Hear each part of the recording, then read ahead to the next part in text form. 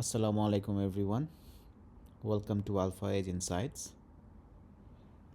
So this video only for education purpose.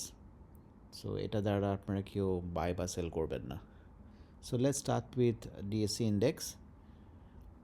আজকে ইন্ডেক্সটা সকালবেলা 5,525 point পর্যন্ত নেমে গিয়েছিল.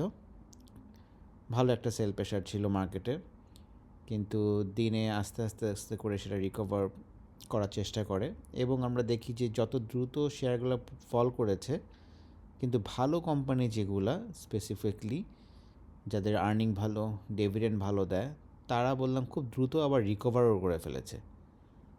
সো এটা মার্কেটের একটা পজিটিভ দিক. গতকালকে আমরা মার্কেটের একটা নেগেটিভ 85 পয়েন্টসের কারেকশান দেখেছি. নেগেটিভ বলতে আমাদের যে বড় ফান্ডামেন্টাল যে কোম্পানিগুলো আছে, তো স্পেশালি ওগুলো যদি একটু কিছুটা ফল করে তাহলে ইন্ডেক্সে অনেক বেশি ইম্প্যাক্ট আসে.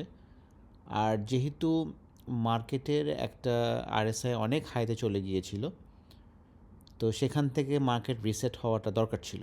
সো এটা কোনো ব্যাড কারেকশন না, it's a good correction. So আজকে দেখেন দিন শেষে আজকে ক্লোজ হয়েছে 5,605. খুবই ভালো, সুন্দর. 5,600 উপরে ক্লোজ করেছে, খুবই ভালো এটা মার্কেটের জন্য. আচ্ছা, আমরা কি তাহলে আমাদের কারেকশন কি শেষ? আমরা কি এটা বলতে পারি যে কারেকশন আমাদের একবারেই শেষ হয়ে গেল? আসলে ভলিউমটা যদি এখানে দেখতে পাচ্ছেন, ভলিউম হচ্ছে 823 কোটি টাকার মতো. সো ভলিউমটা যদি 1,000 কোটি টাকার উপরে হতো তাহলে ভালো হতো. ভলিউম যেহেতু মার্কেট থেকে 200 কোটি টাকার কমে আছে, সো এটা একটা দিক হতে পারে, চিন্তার বিষয় হতে পারে যে শর্ট টার্মের জন্য. লং টার্মের জন্য মার্কেট অনেক ভালো হবে. সো এখানে এটা নিয়ে কোনো রকম চিন্তা করা কোনো কিছুই নেই.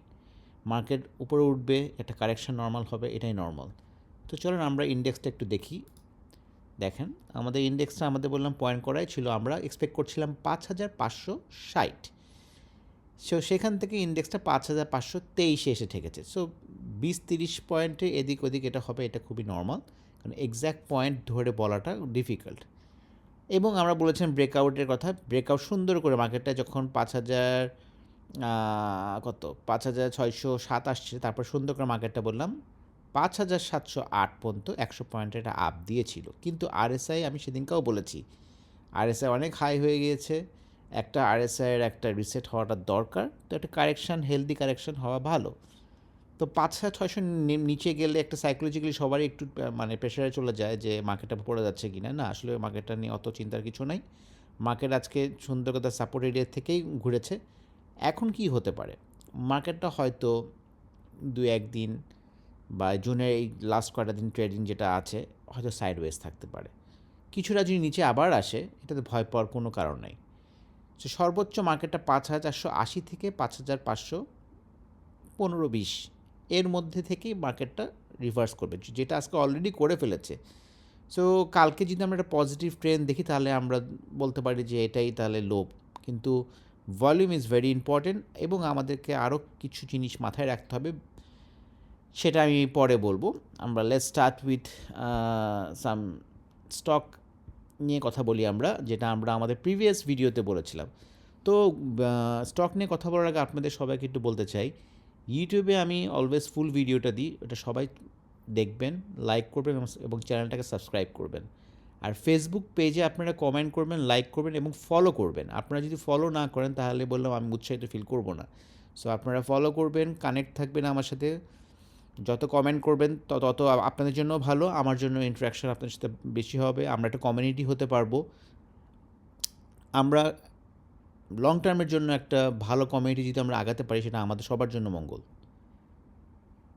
সো আমি আমার লাস্ট ভিডিওতে, তার আগের ভিডিওতে ন্যাশনাল হাউজিং নিয়ে বলেছিলাম, যখন শেয়ারের প্রাইস অনেক উপরে ছিল, আমি তখনই দেখিয়ে দিয়েছিলাম যে 2630 থেকে 2670 এই রেঞ্জটা খুব ভালো. যদি শেয়ারটা আসে বাই করাটা উচিত.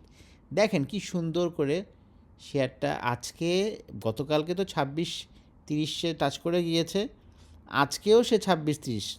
দেখেন তারপরে আজকে দিনের শেষে কত বড় সুন্দর একটা ক্যান্ডেল দিয়েছে. 27 টাকা 80 পয়সা সে ক্লোজ করেছে. আজকে তার ডিভিডেন্ড সম্ভবত সে 10% ক্যাশ অলওয়েজ যেটা দেয় এটাই দেবে হয়তো, এবং ইপিএসও মনে হয় একটু ভালো আসার কথা. তো শেয়ারটা হয়তো কালকে আরও ভালো বাড়বে. তো যারা কিনেছেন আজকে তাদের সেকেন্ড ডে, কালকে তাদের ম্যাচিউর. সো প্রফিট কোথায় নিতে হবে ভালো করে আপনারা বুঝতেছেন। সো প্রফিট টেক করাটা অবভিয়াসলি ওয়াইজ, কিন্তু এটা সামনে আর এটা যদি 29 টাকা 60 পয়সাটা ব্রেক করতে পারে তাহলে নেক্সট 33 টাকা যাবে।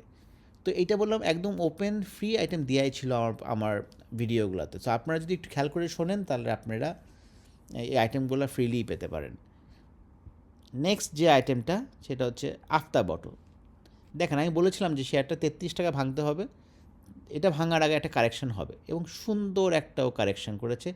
তার আরএসআই এখন 55, তার আরএসআই অনেক উপরে উঠে গিয়েছিল, প্রায় 80 চলে গিয়েছিল। সো তার আরএসআইটাও রিসেট হয়ে গেছে, 55 চলে এসেছে। সে আজকে নিচে টেস্ট করে খুব একটা বেশি ভলিউম হয় না, 1,20,000 মতো ভলিউম হয়েছে। এই জায়গাতে হয়তো 20-30 হাজার ভলিউম হয়েছে, 30 টাকা 20-30 পয়সায়। ম্যাক্সিমাম ট্রেডই হয়েছে 30 টাকা 70 থেকে 31 টাকাতে ট্রেড হয়েছে সারাদিনে। কী সুন্দর সে লাস্টে 31 টাকা 10 পয়সা ক্লোজ করেছে। তার কারেকশন মোটামুটি শেষের পর্যায়ে। শেয়ারটা 10% ক্যাশ দিয়েছিল, ডিসবার্সমেন্ট অলমোস্ট ক্লিয়ার। সো খুব শীঘ্রই এটা ক্যাটাগরি চেঞ্জ হবে এবং এটা যখন 33 টাকা ভাঙবে এটা 40 টাকা যেতে খুব বেশি সময় লাগবে না। সো এই শেয়ারটা আপনারা খেয়াল রাখবেন, আজকে খুব ভালো একটা অপরচুনিটি দিয়ে গিয়েছে বাই করার। নেক্সট যে শেয়ারটা নিয়ে আমরা কথা বলবো কাশেম ড্রাইসেল। এটা নিয়ে আমি অনেকদিন ধরে আপনাদেরকে বলছি, 43 টাকা 30 পয়সা। দেখেন আজকেও সে 43-30 সে টাচ করে গিয়েছে, করে দিন শেষে 44-40-এ ক্লোজ করেছে। আশা করি মার্কেট যদি কোনো সিগনিফিকেন্টলি আর ফল না করে এটা খুব দ্রুত সময়ের মধ্যে 48 টাকা চলে যাবে। নেক্সট কেডিএসটা আমি বলেছিলাম হচ্ছে 48 টাকা 60 পয়সা। এরপরে সুন্দর করে সে দেখেন 53 টাকায় সে একটা ভ্যালি দিল 10%। তারপর শেয়ারটা আবার কারেকশন হলো 49 টাকা 30 পয়সা। যারা আজকে এই লেভেলটাতে বাই করতে পেরেছেন তাদের জন্য শুভকামনা, বিকজ 53 টাকা যদি ব্রেক করতে পারে এই শেয়ারটা 58 থেকে 59 টাকা খুব দ্রুত সময়ের মধ্যে চলে যাবে। নেক্সট আমরা নেট, এটা একদম একটা ওপেন আইটেম দেওয়া ছিল, সুন্দর করে আমার ভিডিওতেই বলা ছিল 18 টাকা 40। এই জায়গায় বলেছিলাম শেয়ারটা এক টান দিয়ে 20 টাকা 30, একদম 2 টাকা প্রফিট দিয়ে দিয়েছিল, অলমোস্ট 12 থেকে 14% প্রফিট দিয়ে ফেলেছিল। আজকে শেয়ারটা কারেকশন হয়ে 18 টাকা 80 পয়সা পর্যন্তই ফল করে দিল, কিন্তু দিন শেষে আবার 19 টাকা 70 পয়সা চলে এসেছে। সো এটা যেহেতু এটা একটা Z category share, but A category তার অলওয়েজ ছিল, সে 10% ক্যাশ দিয়েছে, এখন ডিভিডেন্ড ডিসবার্সমেন্ট করে নাই দেখেই সে আজকে জেডে আছে। বাট আশা করি যেগুলো যারা ভালো কোম্পানি জেডে আছে তারা সামনে ভালো করবে তারা।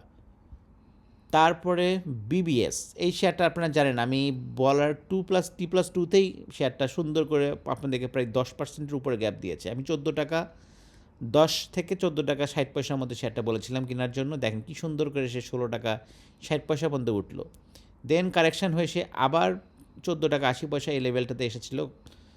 দেখেন আজকে সে সুন্দর করে 15 টাকা 80 পয়সা চলে এসেছে। সো সে যদি এই টপটা ব্রেক করতে পারে 16 টাকা 60 পয়সা, তার নেক্সট তার 17.30 থেকে 18 টাকা 40 পয়সা চলে যাবে। লাস্ট আমি একটু বলবো যে লাইফ ইন্স্যুরেন্সের শেয়ার নেট কথা বলবো।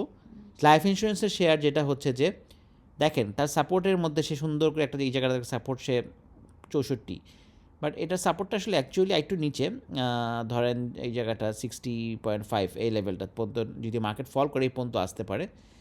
কিন্তু লাইফগুলোর সামনে ডিভিডেন্ড দিবে, যেমন মেঘনা আছে, রূপালী আছে, পপুলার আছে, তারা ভালো ডিভিডেন্ড দেয়। প্রগতি লাইফ অলরেডি ভালো ডিভিডেন্ড দিয়েছে, তো এগুলোর প্রাইসও একটু কারেকশন হয়েছে, তো এগুলোর প্রতি নজর রাখবেন। মাঝখানে লাইফ আমি বলেছিলাম, সেখানটার বলার পরে লাইফ 30 থেকে 40% পর্যন্ত র্যালি করেছে। সো আপনাদের সব আইটেমই ওপেন দেওয়া হয়। সো আপনারা ভিডিওটা লাইক করবেন, সাবস্ক্রাইব করবেন আমার ইউটিউব চ্যানেলটা, এবং ফেসবুক পেজটা আপনারা ফলো করবেন, তাহলে আমি আর উৎসাহী ফিল করব। তো আশা করি কালকে মার্কেট ভালো যাবে। ভালো থাকবেন সবাই, আল্লাহ হাফেজ।